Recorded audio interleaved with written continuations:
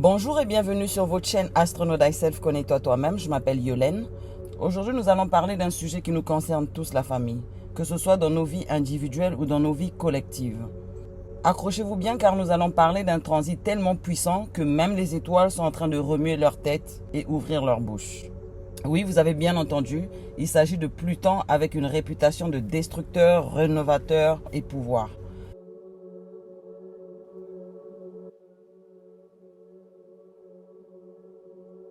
Pluton revient en Capricorne pour un dernier round avant de passer en Verseau où il va séjourner pour une période de 20 ans. Dans cette vidéo, je vais d'abord parler de ce que Pluton a eu à faire lorsqu'il avait fait son entrée en Capricorne. Et ensuite, je vais faire un décryptage de comment ça va affecter les 12 signes d'ascendant, les signes solaires et les signes de lune. Prenez votre thé ou ce qui vous fait plaisir et explorons cette énergie de Pluton en Capricorne. C'est très sérieux.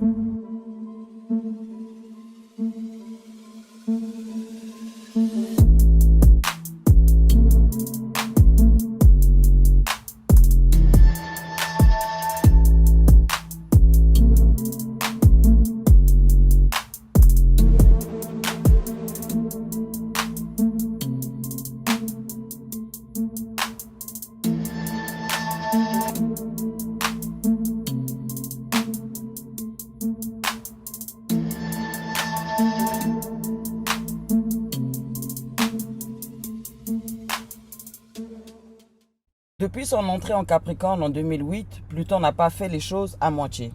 Il a transformé, démantelé et reconstruit des structures de pouvoir. Il a exposé des vérités et nous a forcés à regarder en face des aspects cachés de notre société et de nous-mêmes. On a vu des événements marquants comme le clash financier de 2008, le mouvement MeToo, les Panama Papers, les révélations sur les abus de pouvoir et tant d'autres. Chaque retour de Pluton en Capricorne est une opportunité de purifier ce qui ne fonctionne plus. Et son retour final est une sorte de wrap-up avant de passer au chapitre suivant qui va être son entrée en Verseau. Et cette entrée, il va la faire le 19 novembre 2024. La dernière fois que Pluton était en Capricorne remonte de 1762 à 1778. Pendant cette période, de nombreux événements marquants ont eu lieu, tels que la montée des révolutions. Il y avait même eu une révolution ici aux États-Unis, les mouvements de réforme, la remise en question des structures de pouvoir établies et la redéfinition des systèmes politiques et économiques. C'était une époque de transformation radicale des gouvernements de la société et des systèmes de pouvoir en place. En 2008, Pluton est revenu en Capricorne, amorçant une période similaire de destruction et de transformation des systèmes établis. Nous avons vu des bouleversements dans la structure des économies comme la crise financière de 2008, des changements politiques mondiaux et la remise en question des pouvoirs institutionnels. Et il a fait tout cela jusqu'à 2024. Et maintenant, je veux parler de ce qu'il a eu à faire pendant une période de 16 ans quand il est revenu. Il y a eu beaucoup de choses qui se sont passées, mais je veux mettre les titres que j'ai retenus. Et donc Pluton a mis en lumière des vérités profondes enfouies. Depuis 2008, Pluton en Capricorne a initié des transformations majeures dans le monde entier. Voici quelques événements marquants associés à cette période. Dès lors de son entrée en Capricorne, nous avons assisté au clash financier de 2008. Le système financier mondial a connu un effondrement majeur, exposant les abus de la corruption et les dysfonctionnements du système bancaire. En 2017, Pluton a révélé les abus de pouvoir, en particulier dans l'industrie du divertissement, avec le mouvement de MeToo qui a permis à de nombreuses femmes de dénoncer les agressions et harcèlements. L'affaire Harvey Weinstein est un exemple frappant. Et plus tard, nous avons eu l'affaire au scandale de Jeffrey Epstein. Il y a eu en 2016 les Panama Papers. Ces révélations ont exposé des milliards de dollars cachés dans des paradis fiscaux, dévoilant l'ampleur de la corruption et de l'évasion fiscale à l'échelle mondiale.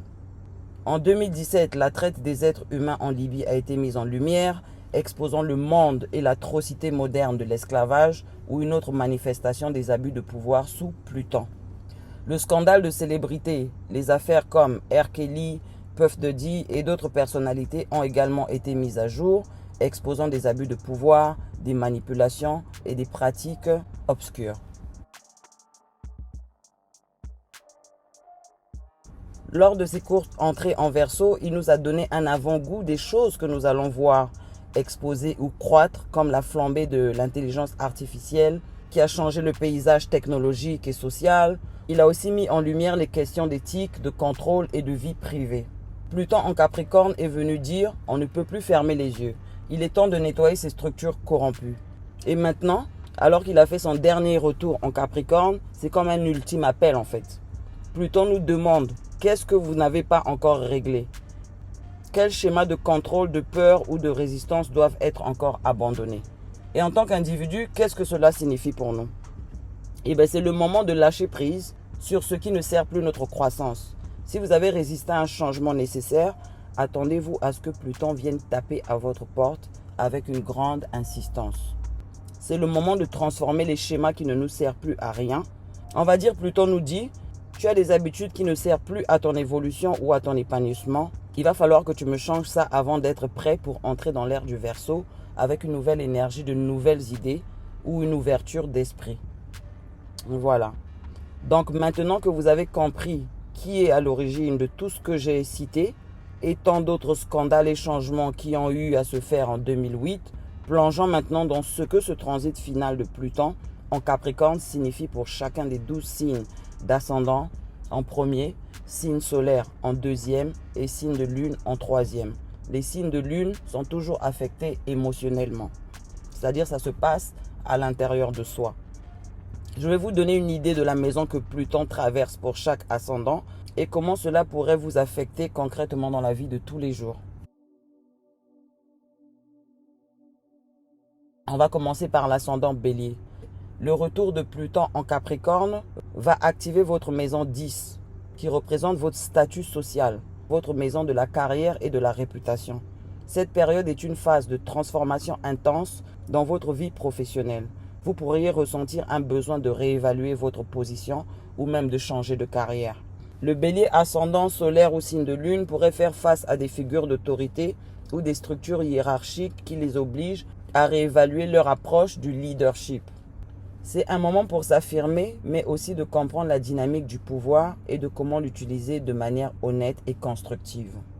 Par exemple, vous avez été en conflit avec un supérieur, c'est peut-être le moment de réfléchir, définir ses relations ou même de chercher à prendre un nouveau départ ailleurs.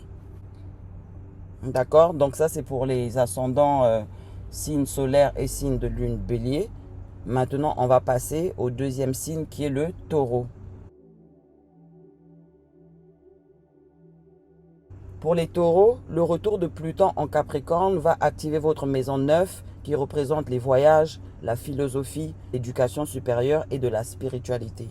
Ce transit vous pousse à revoir vos croyances fondamentales, vos philosophies de vie et même vos besoins d'expression à travers des voyages ou des apprentissages. Vous pourriez ressentir une transformation profonde de votre vision du monde, des crises de foi ou des changements de parcours éducatif qui pourraient survenir. Par exemple, une personne pourrait abandonner une longue carrière académique pour se tourner vers une voie plus spirituelle ou même entreprendre des voyages significatifs qui transforment son regard sur le monde, quoi. Voilà. Pour l'ascendant Gémeaux, signe de soleil Gémeaux et lune en Gémeaux, le retour de Pluton en Capricorne va activer votre maison 8 qui est la maison des ressources partagées, la transformation et l'intimité. C'est un moment intense pour faire face à des peurs ou des désirs inconscients, que ce soit dans vos finances communes, vos héritages ou vos relations intimes. Les défis peuvent inclure la gestion de dettes, la confrontation avec des secrets familiaux ou des transformations dans la manière de percevoir le pouvoir dans vos relations. Imaginez une situation où une personne se libère d'une grosse dette oppressante, mais au prix de devoir faire face à des réalités financières douloureuses. Maintenant, on va passer à l'ascendant, Cancer, signe de soleil et signe de lune. Le retour de Pluton en Capricorne va activer votre maison 7, qui est la maison du partenariat et du mariage. Vous êtes appelé à revisiter vos dynamiques relationnelles, qu'il s'agit des relations amoureuses, de partenariats professionnels ou même d'alliances en général. Il pourrait y avoir des relations profondes sur le contrôle, la manipulation ou les dynamiques de pouvoir. Par exemple, un mariage pourrait traverser une période de crise qui oblige les partenaires à réconcilier leur engagement ou à renégocier les termes de leur relation. Pour les ascendants Lion, signe solaire et signe de lune, le retour de Pluton en Capricorne va activer votre maison 6, qui est la maison de la santé, le travail quotidien et les services donnés aux autres. Il est temps de faire face à la manière dont vous gérez vos responsabilités quotidiennes, votre santé et votre routine de travail. Vous pourriez ressentir la nécessité de transformer complètement votre style de vie pour améliorer votre bien-être physique et mental. Par exemple, un lion pourrait réaliser que son travail stressant affecte sa santé et pourrait choisir de changer d'emploi ou de créer des habitudes plus saines. Pour les ascendants Vierge, signe de solaire et signe de lune, le retour de Pluton en Capricorne va activer votre maison 5, qui est votre maison de créativité, la maison de vos enfants et la maison de la romance. Vous pourriez ressentir une transformation profonde dans la manière dont vous vous exprimez créativement ou de la manière dont vous engagez vos passions. Cela pourrait impliquer de revisiter vos projets créatifs inachevés ou de redéfinir vos relations avec vos enfants ou vos amours. Par exemple, une personne pourrait découvrir un nouveau talent artistique en revisitant un projet abandonné ou pourrait revoir complètement sa manière d'éduquer ses enfants. Maintenant, on va passer à l'ascendant Balance, signe de solaire et signe de lune. Le retour de Pluton en Capricorne va activer votre maison 4, qui est la maison de la famille, des racines ou de votre foyer familial. Ce transit vous propose à revisiter des dynamiques familiales qui peuvent être toxiques ou à transformer votre espace de vie pour mieux refléter qui vous êtes devenu. Des secrets de famille pourraient être révélés ou vous pourriez ressentir le besoin de couper les liens avec des influences familiales oppressantes. Par exemple, une personne pourrait choisir de vendre la maison familiale pour démarrer un nouveau chapitre, libre des souvenirs du passé. Maintenant, on va passer à l'ascendant Scorpion, signe de solaire et signe de lune. L'ascendant Scorpion, le retour de Saturne, le retour de Pluton en Capricorne va activer votre maison 3, qui est la maison de la communication, des frères et sœurs, du voisinage, des voyages locaux. Vous êtes invité à transformer votre manière de communiquer, peut-être en apprenant à exprimer votre vérité plus profondément ou en coupant des relations superficielles. Des conflits ou des révélations avec des frères et sœurs ou dans votre environnement immédiat peuvent survenir. Par exemple, un scorpion pourrait décider de couper les ponts avec un frère ou une sœur après des années de tensions non résolues. Mais bon, pour moi, je ne pense pas que c'est ça la solution. La solution, c'est toujours de ramener les choses en harmonie. Donc, si jamais vous avez ce genre de situation qui vous arrive, il serait important d'en parler, d'essayer de trouver un compromis. Maintenant, avec l'intensité de Pluton, si les choses ne s'arrangent pas, c'est face à ça que vous allez vous retrouver en fait. Voilà. Donc maintenant, on va passer à l'ascendant Sagittaire. L'ascendant Sagittaire, le retour de Pluton en Capricorne va activer votre maison 2. C'est la maison de vos valeurs, de l'argent et de vos possessions. Ce transit peut indiquer une transformation profonde dans la manière dont vous gagnez et gérez votre argent ou dans la manière dont vous définissez votre valeur personnelle. Des crises financières ou de transformation de carrière peuvent survenir. N'oubliez pas que tout ça, c'est pour le meilleur. Par exemple, une personne pourrait être forcée à réévaluer son travail ou même de perdre son emploi, mais cela également signifie une renaissance économique en découvrant de nouvelles ressources ou talents. Maintenant, on va passer à l'ascendant Capricorne, signe solaire et signe de lune. Le retour de Pluton en Capricorne va activer votre maison 1 qui représente votre identité, votre apparence physique et votre expression de soi. C'est une période de transformation personnelle puissante où vous êtes invité à revoir la manière dont vous vous présentez au monde. Cela peut inclure des changements radicaux dans votre apparence, dans votre comportement et même dans vos objectifs de vie. Par exemple, quelqu'un pourrait choisir de changer complètement sa carrière ou de déménager dans un autre pays pour un nouveau départ. C'est un moment pour reconstruire votre identité sur des bases plus solides. Et pour moi qui suis ascendant Capricorne, je suis le parfait exemple de Capricorne parce que c'est ce que je suis en train de vivre. C'est le moment pour moi de guérir et de reconstruire. Après une opération à l'épaule en octobre 2023, je pensais être guéri, mais la vie m'a dit que ce n'était pas simple. Une rechute m'a forcé à ralentir et à respecter le processus de guérison. C'est une leçon de Saturne, de patience, de structure et de suivre les règles pour bien faire les choses. Donc à l'heure où je vous parle, là, je suis au lit avec une attelle de bras en train de guérir mon bras.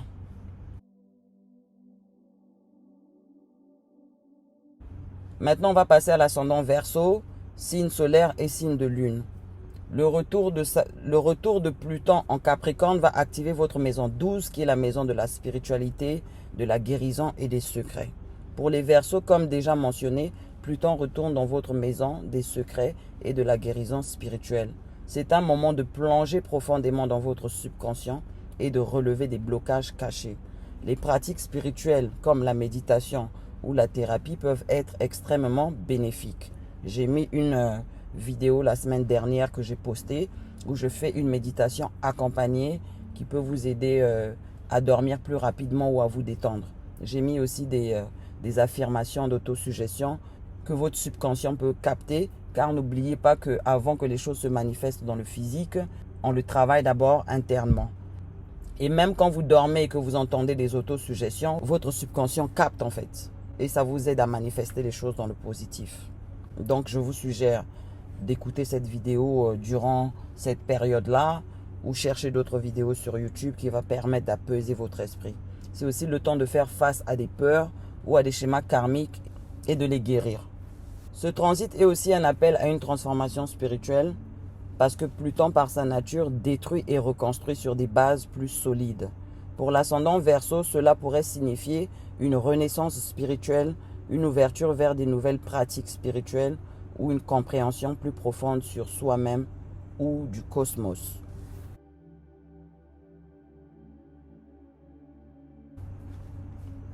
Maintenant, on va passer au dernier ascendant qui est l'ascendant Poisson, signe solaire et signe de lune.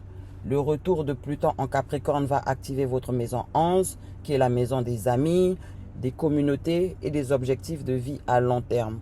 Ce transit peut emmener des changements radicaux dans vos cercles sociaux ou vous pousser à revisiter ou à réajuster vos rêves et ambitions à long terme.